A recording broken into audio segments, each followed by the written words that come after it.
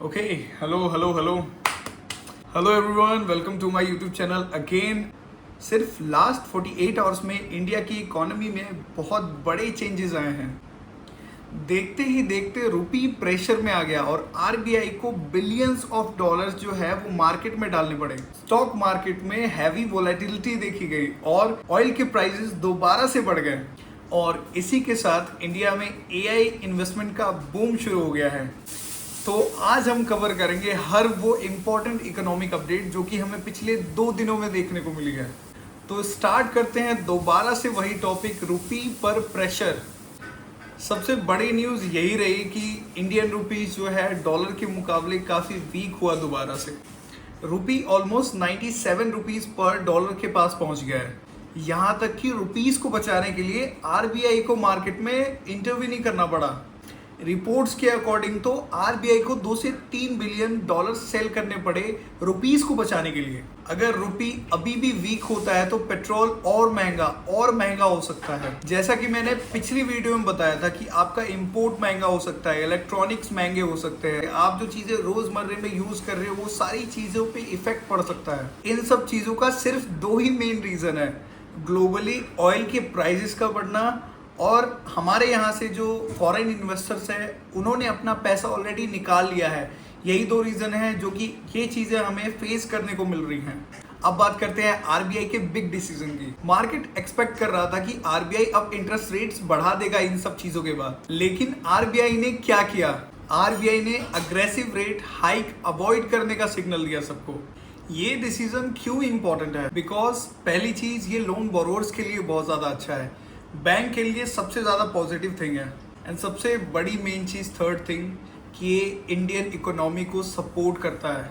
And third और सबसे बड़ी मेन चीज़, ये इंडियन इकोनॉमिक ग्रोथ को सपोर्ट कर रहा है। लेकिन बात करते हैं इसके सबसे बड़े डाउन साइड के बारे में। रुपीज़ शॉर्ट टाइम में और ज़्यादा वीक हो सकता है। अगर बात करें निफ्टी 50 अराउंड 650 पॉइंट्स तक जंप हुआ है। HDFC bank, ICICI bank, Axis bank, इन सारे बैंक्स के स्टॉक्स में हाई बाइंग देखने को मिली है। इन सब में ग्रोथ का रीज़न ये है कि इन्वेस्टर्स को ये लगा कि जो आरबीआई है वो रेट्स नहीं बढ़ाएगा। और सेकंड थिंग जो है, बैंकिंग सेक्टर प्रॉफिट जो है वो सारे सेम ही रहेंगे और वो ये भी सोच रहे हैं कि इकोनॉमिक ग्रोथ जो है वो कंटिन्यू रहेगी। दैट्स वाई यहाँ पे आपको ग्रोथ देखने को मिल रहा है इन सारे स्टॉक्स के सेक्टर्स में।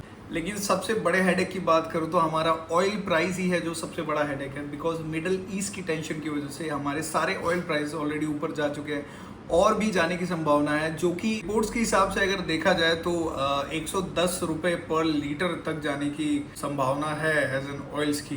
करंटली इंडिया की इकोनॉमी के लिए सबसे बड़ा रिस्क माना जा रहा है। और बात करें इन्फ्लेशन की, इन्फ्लेशन को सुनते ही बहुत लोग टेंशन में आ जाते हैं।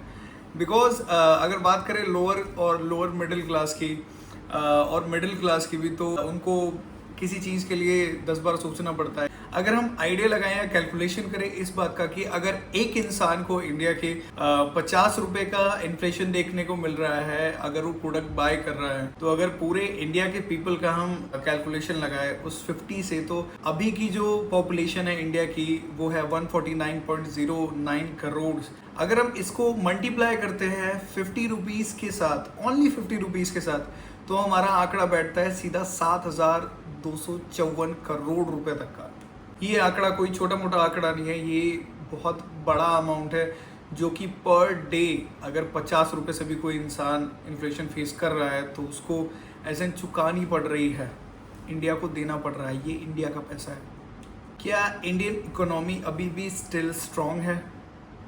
अगर बात करें इकोनॉमी की, इंडियन इकोनॉमी की, तो हाँ, अभी भी ये चीज़ें बहुत ज़्यादा स्ट्रॉन्ग हैं। हालांकि और देशों में बहुत ज़्यादा क्राइसिस आ गई है, तो भी पिछले दिनों में गवर्नमेंट ने हेल्प की एज एन इकोनॉमी में, उस चीज़ों से बहुत ज़्यादा स्टेबिलिटी है अभी भी अगर देखा जाए। हालांकि गवर्नमेंट को बहुत बड़ा नुकसान झेलना पड़ा है इस चीज़ पे, बट आगे जाके अगर ये चीज़ें चलती रहीं देन हमारे लिए, किसी भी इंडियन पर्सन के लिए ये ठीक नहीं रहेगा। तो आपको क्या लगता है? इन चीज़ों पे अपनी राय ज़रूर बताएं कमेंट्स में। And please support this video guys, because I am a new creator और मैं चाहता हूँ मैं ग्रो करूँ अपनी ऑडियंस के सपोर्ट से। And please support me and like, share, comment और सब्सक्राइब करना ना भूले, उस बेल आइकन को दबाना भी ना भूले, बिकॉज हर एक अपडेट्स जो मैं वीडियोस बनाता हूँ जिन चीज़ों पे वो आपके पास आते रहें।